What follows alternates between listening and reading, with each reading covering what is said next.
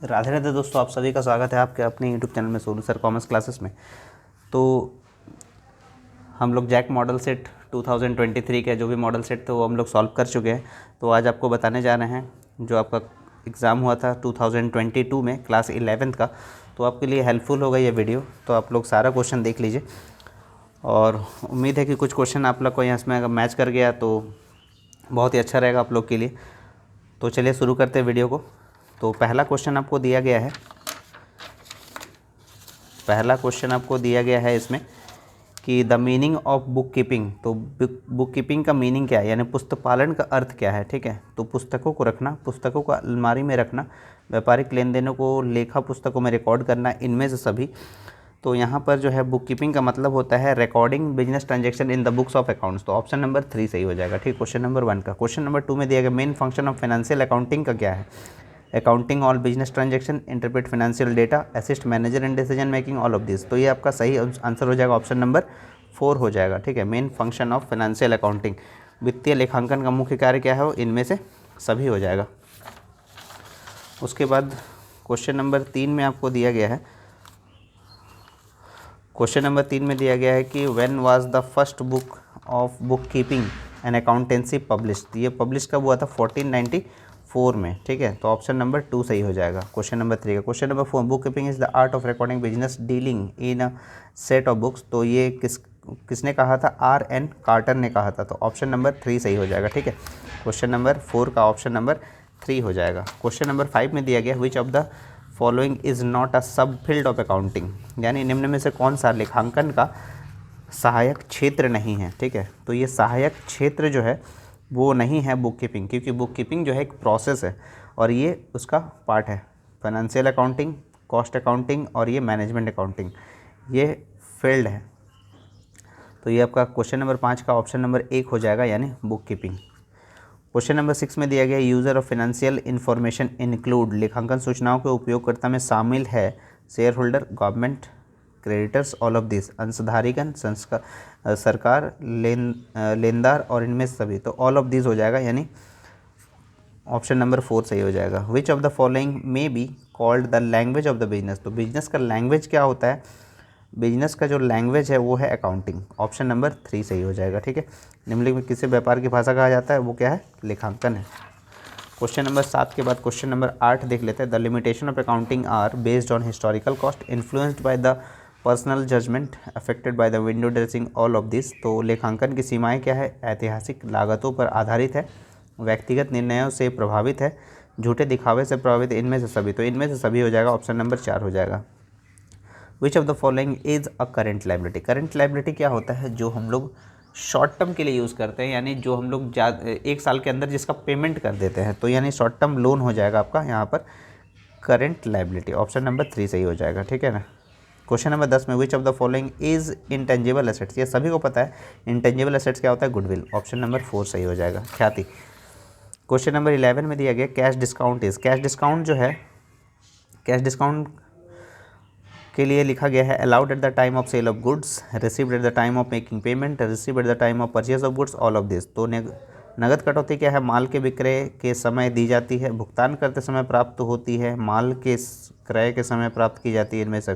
तो सही उत्तर हो जाएगा भुगतान करते समय प्राप्त होती है। ठीक है, यानी received at the time of making payment. Question number 12, at the end of the financial year after sale of goods worth ₹2 lakh there was a closing stock of ₹10,000, this is. तो ये क्या है, ट्रांजेक्शन तो नहीं है ये, तो ये क्या है, इवेंट है, एक घटना है। ऑप्शन नंबर 1 हो जाएगा।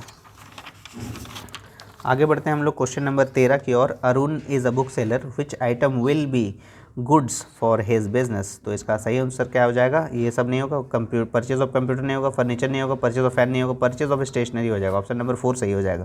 क्वेश्चन नंबर 14 में fixed assets include. Fixed assets में क्या आता है, फर्नीचर आता है, ये बाकी सब तो करेंट एसेट्स दिया हुआ है। ऑप्शन नंबर 2 सही हो जाएगा। क्वेश्चन नंबर 14 के बाद question number 15, when is the concept of realisation applied. तो वसूली अवधारणा कब लागू होती है, when cash is received from debtor, when goods are delivered to the customers, when order is received from customer, none of this. तो इसका सही उत्तर क्या हो जाएगा, जब ग्राहकों को माल की सपुर्दगी दे दी जाती है तो उसी को बोलते हैं रियलाइजेशन, यानी वसूली अवधारणा तब लागू होती है। ऑप्शन नंबर 2 सही हो जाएगा। क्वेश्चन नंबर 16 में the importance of accounting concept is, यानी लेखांकन सिद्धांतों का महत्व क्या है, ठीक है। इन्वेस्टर के लिए है, अकाउंटेंट के लिए, ऑडिटर के लिए, ऑल ऑफ देम हो जाएगा। तो इनमें से सभी हो जाएगा क्वेश्चन नंबर 16 का उत्तर। 17 नंबर में दिया गया according to going concern concept the business entity will be existence for indefinite period, यानी अनिश्चित काल तक के लिए। ऑप्शन नंबर 1 सही हो जाएगा। बेसिस ऑफ अकाउंटिंग, यानी अकाउंटिंग का बेसिस क्या हो सकता है, कैश बेसिस, एक्रूवल बेसिस, 1 और 2 दोनों, यानी दोनों ही जरूरी है, ठीक है। रोकड़ और लेखांकन उपार्जन, यानी ऑप्शन नंबर 3 सही हो जाएगा।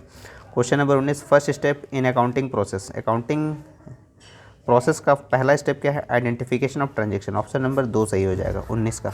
20 नंबर में पूछा गया which of the following equation is correct. तो इक्वेशन आपका क्या होता है, equity plus liability equals to क्या होता है, एसेट्स होता है, ठीक है। इक्वल्स टू क्या होता है, assets. Equity plus liability equals to क्या होता है, एसेट्स होता है। तो यहाँ पर देखिए लाइबिलिटी इक्वल्स टू लिखा हुआ है, तो लाइबिलिटी इक्वल्स टू क्या हो सकता है, liability equals to assets minus equity, ऐसा तो नहीं लिखा हुआ है। कैपिटल इक्वल्स टू क्या हो सकता है, इक्विटी का मतलब क्या हो गया, कैपिटल, इक्विटी बोल लीजिए या फिर कैपिटल। तो एसेट्स माइनस लाइबिलिटी, तो एसेट्स माइनस लाइबिलिटी, यानी आपका यही ऑप्शन सही है, ऑप्शन नंबर 2 20 का।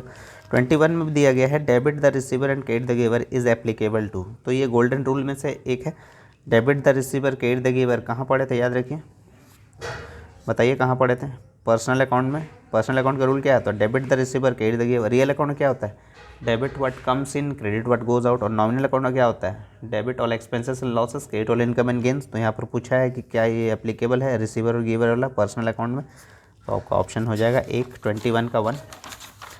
22 में आपको पूछा गया है advantage of double entry system. Advantage क्या है, साइंटिफिक सिस्टम है, नॉलेज ऑफ फाइनेंशियल पोजीशन है, एंट्री ऑफ बोथ एस्पेक्ट होता है, ऑल ऑफ दिस। यानी दोहरा लेखा प्रणाली के लाभ क्या है, वैज्ञानिक प्रणाली है, ये वित्तीय स्थिति का ज्ञान देता है, दोनों पक्षों का लेखा, इनमें से सभी हो जाएगा। Option number 4 example of nominal account का एग्जाम्पल क्या है, nominal account debit all expense losses. तो यहाँ पर कोई या तो एक्सपेंसेस या इनकम के बारे में बताएगा, तो सैलरी अकाउंट क्या है, खर्चा है, तो ये नॉमिनल अकाउंट हो जाएगा, ठीक है। स्टॉक, गुडविल, आउटस्टैंडिंग ये नहीं आएगा, सैलरी अकाउंट आ जाएगा, ठीक है। क्वेश्चन नंबर 23 का ऑप्शन नंबर 2 सही है। 24 का प्रोप्राइटर अकाउंट, प्रोप्राइटर जो है वो इंडिविजुअल है, पर्सनल अकाउंट हो जाएगा, तो ऑप्शन नंबर 3 सही हो जाएगा, व्यक्तिगत खाता। 25 नंबर में example of natural personal account, natural मतलब जो यानी हम लोग से रिलेटेड बात कर रहे हैं, ठीक है ना, यानी राम का अकाउंट, श्याम का अकाउंट, रवि का अकाउंट, शाहिद का अकाउंट, तो ऑप्शन नंबर 1 सही हो जाएगा, राम का अकाउंट। 26 नंबर में डेबिट सिग्निफाइज, डेबिट क्या दर्शाता है, increase in assets account, decrease in liability account, decrease in capital account, all of this. Option number 4 सही हो जाएगा। डेबिट जो है वो दर्शाता है ये चारों चीज़ों को। डेबिट क्या बताता है, संपत्ति खाते में वृद्धि, दायित्व खाते में कमी, पूंजी खाते में कमी, इनमें से सभी। 27 नंबर में how many columns journal have, journal में कितने कॉलम होते हैं, 5 कॉलम होता है, डेट, पर्टिकुलर, एलएफ, अमाउंट, यानी 5 कॉलम, ऑप्शन नंबर 3। 28 में the process of recording transaction in a journal termed as, recording को हम लोग क्या बोलते हैं, जर्नलाइजिंग बोलते हैं, ठीक है ना, यानी रोजनामाचाकरण, ऑप्शन नंबर 2 सही हो जाएगा 28 का। 28 के बाद 29 नंबर वेजेस पेड टू वर्कर का जनरल एंट्री क्या होगा, वेजेस पेड किया गया, तो वेजेस यानी खर्चा है, नॉमिनल अकाउंट है, wages account debit, cash goes out हो रहा है, तो यानी क्रेडिट हो जाएगा कैश को, तो ऑप्शन नंबर 1 सही हो जाएगा 29 का। 30 नंबर में double column cash book record, double column में क्या होता है, कैश और बैंक कॉलम हो सकता है, तो कैश और बैंक कॉलम का ट्रांजेक्शन किया जाता है, ऑप्शन नंबर 1 सही हो जाएगा 30 का। 31 नंबर में आपको दिया गया है when a firm maintain a cash book it need not to maintain, क्या मेंटेन करने की ज़रूरत नहीं है, तो उसको मेंटेन करने की ज़रूरत नहीं है कैश और बैंक का अलग से, क्योंकि कैश बुक तो मेंटेन कर रहे हैं, तो ऑप्शन नंबर 3 हो जाएगा। 32 the process of finding out the balance of an account is called, ठीक है, तो अकाउंट का बैलेंस को हम लोग क्या बोलते हैं, बैलेंसिंग फिगर बोलते हैं, ऑप्शन नंबर 4 सही हो जाएगा 32 का 4। 33 में the main object of ledger is to know, total sales नहीं, टोटल परचेज नहीं, प्रॉफिट या लॉस नहीं, net effect of all the similar nature of transactions, option number 4 हो जाएगा, ठीक है, एक स्वभाव के सभी लेन देनों को सामूहिक परिणाम। 34 full form of JF, journal folio, और एलएफ का पूछा जाता तो लेजर फोलियो, जर्नल फोलियो हो जाएगा यहाँ पर, ऑप्शन नंबर 1 34। क्वेश्चन नंबर 35 देख लेते हैं क्या लिखा हुआ है। 35 में दिया गया trial balance is prepared through dash method, balance total mix तीनों आता है, लेकिन यहाँ दोनों दिया है बैलेंस और टोटल, तो बोथ 1 and 2 ऑप्शन सही हो जाएगा। 36 में if Suman has been debited by ₹150 instead of 1500 and Aman has been debited by ₹1500 instead of 150 is will called, so क्या बोलते हैं, कंपेंसेटिंग एरर बोलते हैं इसको, ठीक है, क्षतिपूरक अशुद्धि बोलते हैं 36 को। 37 में trial balance indicates dash accuracy, arithmetical accuracy हो जाता है, ठीक है, ऑप्शन नंबर 2 हो जाएगा 37 का।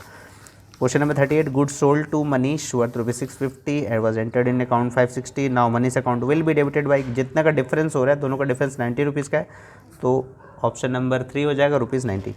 39 परचेज बुक हम लोग यूज़ करते हैं क्या रिकॉर्ड करने के लिए, all purchase of goods, all credit sale of goods, all credit purchase of goods, all credit purchase of assets, नहीं, all credit purchase of goods हो जाएगा ऑप्शन नंबर 3 39 का।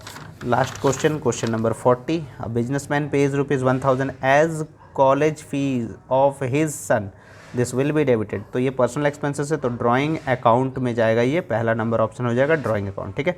तो 40 क्वेश्चन हम लोग सॉल्व कर लिए। जैक जो क्लास 11 जो आपका एग्ज़ाम हुआ था 2022, बहुत ही हेल्पफुल होगा ये वीडियो को पूरा अंत तक आप लोग देखे होंगे उम्मीद है।